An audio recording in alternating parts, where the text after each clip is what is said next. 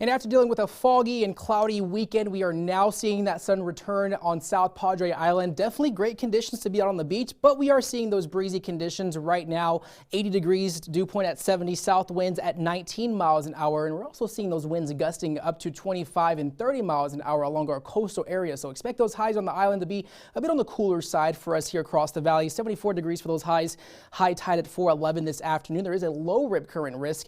As we look at our lunch break planner, if you're heading out for the next few hours, we're going to see those temps eventually top out in the 80s and especially hotter for areas out to the west from McAllen to Rio Grande City. We could get up to about 85, 86 degrees with those future clouds and radar showing clear conditions and just mostly of that cloud cover remaining just well offshore there. So definitely expecting those overnight lows to drop into the 70s and 60s. Not expecting any sweater or jacket weather here across the valley, at least for the next several days. But we are going to see those winds pick up to gusting up to 25 miles an hour, as well as becoming a bit breezy heading into tomorrow. So expect those gusts up to around 30 miles an hour, surpassing the 31 mile per hour mark heading into the overnight hours. So we're going to have a breezy night for us here across deep South Texas. So you're going to see hear those winds blowing and as we head into the morning hour. So this is all thanks to a high pressure system that is situated over the Gulf of Mexico to the south of us. As long as this system is here, we're going to see those conditions remain quiet and warm, at least for the next several days. And as we look at the next several days, this high really not going anywhere anytime soon. It's going to become more centralized over the Gulf of Mexico.